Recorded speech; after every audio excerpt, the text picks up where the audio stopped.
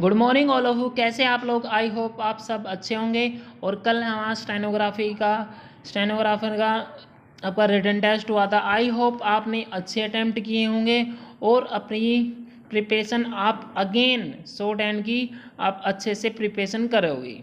Okay, चलिए हम आज के आर्टिकल की तरफ चलते हैं। आर्टिकल क्या क्या इंपॉर्टेंट आए हुए हैं हमारे। फर्स्ट आर्टिकल आपका आया हुआ है पैंडेमिक रेजिलियंस। पैंडेमिक के बारे में ये सारे आप ये इसमें आपके काफ़ी न्यू इम्पोर्टेंट आपकी इम्पोर्टेंट पॉइंट है। इसमें आप फर्स्ट आर्टिकल इसको रीडिंग करेंगे। सेकंड आर्टिकल आपका डिलेइंग द इनविटेबल। ये सेकंड आर्टिकल आपका बैंकरप्सी से रिलेटेड है।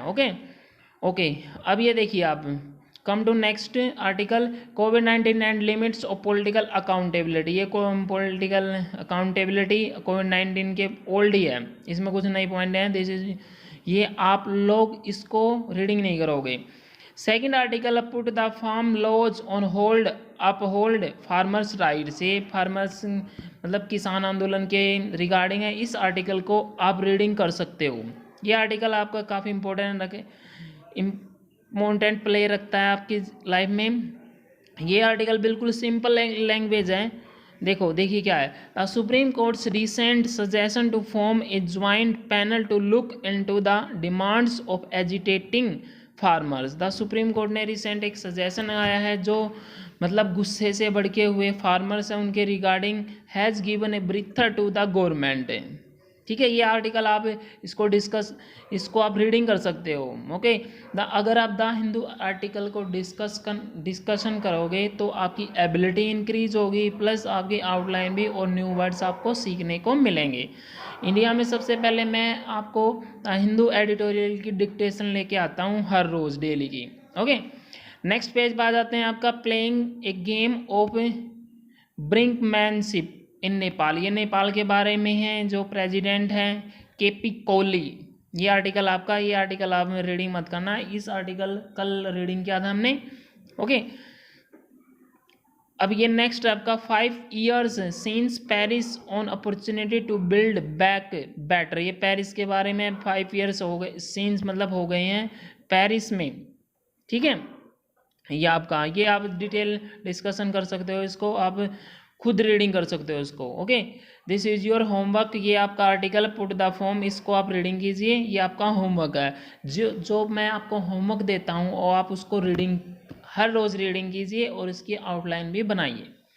चलिए हम अपने फर्स्ट आर्टिकल की तरफ आते हैं। आपका फर्स्ट आर्टिकल होगा 800 वर्ड पर minute. Be ready, start.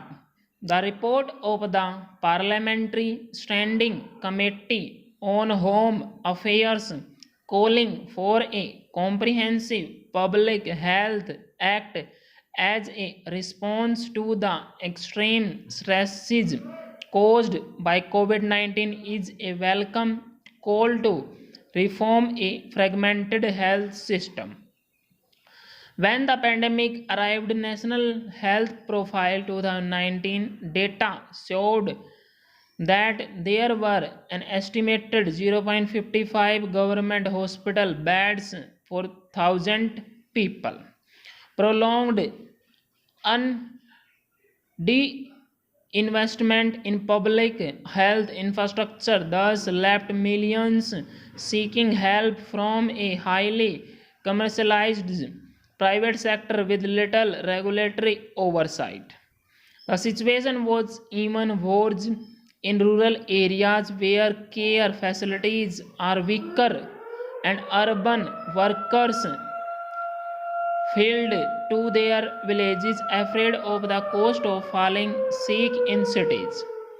Acknowledging these distortions and the inadequacy of existing legal frameworks, the panel has called for an omnibus law that will curb profiting during such crises and provide robust cashless health insurance. Its indictment of the fabrics surrounding healthcare provision, however, can serve a large purpose if it covers overall system reform addressing the structural asymmetry created by misguided policies. India has committed itself to covenants such as the Sustainable Development Goals but continues to evade making the right to health a full legal and justiciable right under the National Health Policy. Among the committee's observations is the absence of insurance cover for many and oversight on hospitals to ensure that patients are not turned away in a crisis such as COVID-19. While the panel is right to review this as a breach of trust, one of the pandemic's impacts has been a staggering rise in premiums, especially for senior citizens of even up to 25% of the insured value. What is more, the insurance regulator IRDAI set 65 as the maximum age of entry for a standard policy earlier this year, affecting older uninsured citizens. Such age limits must be fully removed. The answer to creating an equitable framework lies in a tax-funded system, with the government being the single and sole payer to care providers. This is a long-pending recommendation from the Erstwhile Planning Commission and should be part of any reform. The government as the single payer, if not sole care provider at present, would be better able to resist commercial pressures in determining costs. This is equally applicable for central procurement of essential drugs, which can then be disturbed free. Legal reform must provide for a time-bound transition to universal state-provided health services under a right-based non-exclusionary framework with states implementing it. Private arrangements can be an option. COVID-19 has exposed the dangers of excessive reliance on private tertiary care. The corrective lies in raising public spending to the promised 2.5% of GDP on the public facilities. They are universally accessible. Full stop. Student ये आपके 460 word है, इसको आप type कीजिए, type करने के बाद इसको मैथ्स कीजिए। मैं हर रोज़ डेली का बोलता हूँ, जो बच्चे होमवर्क कर रहे हैं, जो डिक्टेशन को लिख रहे हैं, उनकी हर रोज़ की डेली स्पीड इंक्रीज होती जाएगी और हर रोज़ को नए वर्ड उसमें देखने को मिलेंगे। इसको आप टाइप कीजिए, टाइप करने के बाद इसको मैथ्स कीजिए।